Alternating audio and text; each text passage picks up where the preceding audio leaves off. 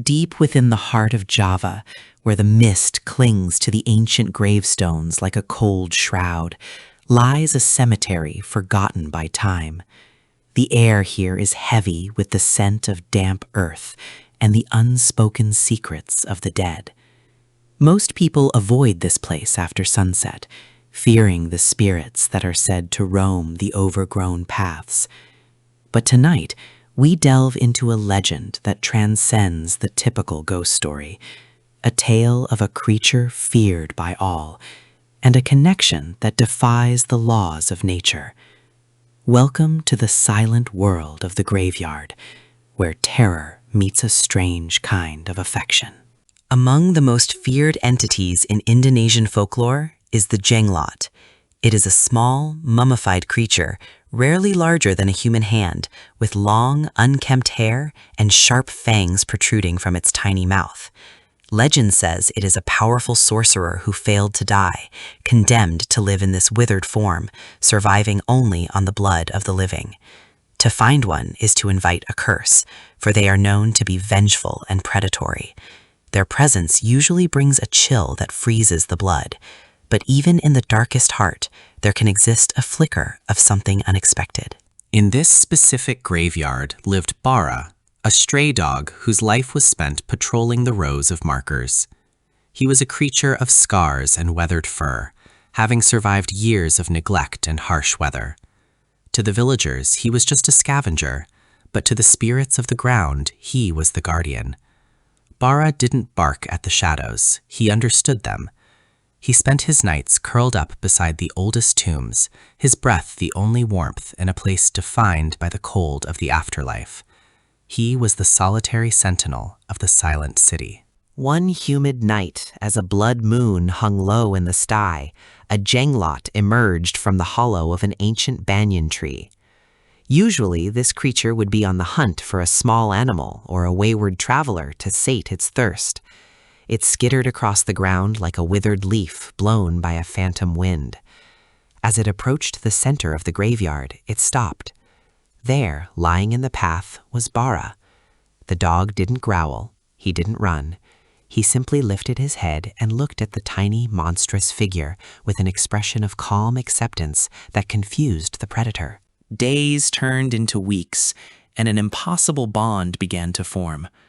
Instead of the expected violence, the jenglot began to follow Bara. When the dog slept, the creature would perch on a nearby headstone, its red eyes watching over him like a miniature macabre guardian.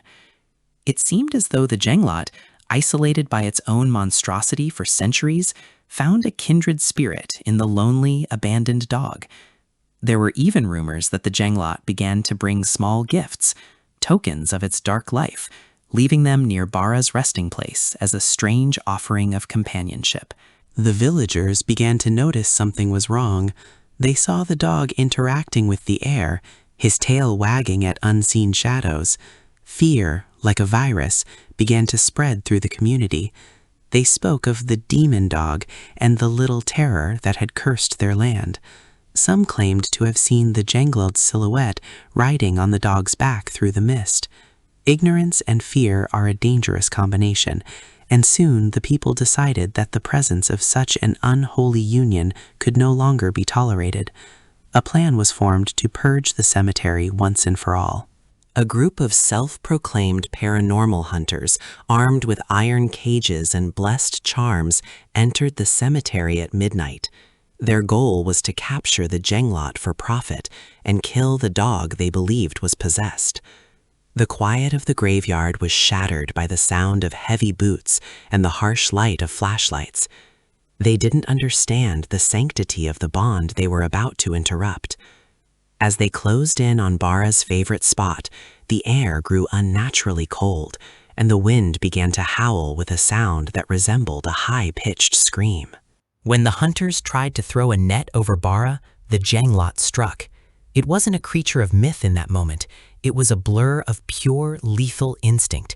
It moved faster than the human eye could follow, a whirlwind of claws and fangs defending its only friend. The men screamed as they felt the bite of cold steel against their skin. The jenglot wasn't hunting for food tonight. It was hunting for protection. Bara, usually gentle, joined the fray, his deep bark echoing like thunder through the tombstones, creating a symphony of terror for those who dared to intrude. The battle was short but intense. The hunters fled, leaving behind their equipment and their dignity, haunted by the image of the tiny demon that fought with the heart of a lion.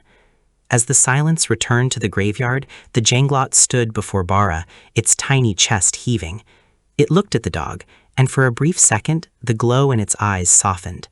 It reached out a mummified hand, touching the dog's wet nose. In that touch, there was more humanity than the villagers had shown in years. They were two outcasts, bound by a love that the world would never understand.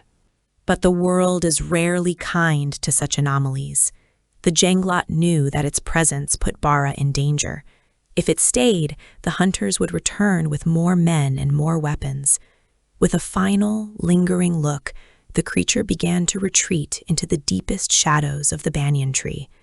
Bara watched, his tail giving one last slow wag. The Jenglot didn't disappear because it wanted to. It disappeared because it cared. It went back into the darkness of the earth, leaving the guardian dog to watch over the graves alone once more, though never truly lonely again. The story of the Jenglot and the guardian dog serves as a chilling reminder that even in the most horrific forms, the need for connection remains.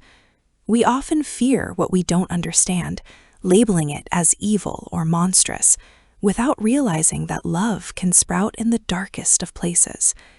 In that Indonesian cemetery, the locals still say they hear a dog barking at the moon and a soft, rhythmic scraping sound, the sound of a tiny friend watching from the shadows. Thank you for joining us for this tale of terror and tenderness. If you enjoyed this dark journey, don't forget to like and subscribe for more updates.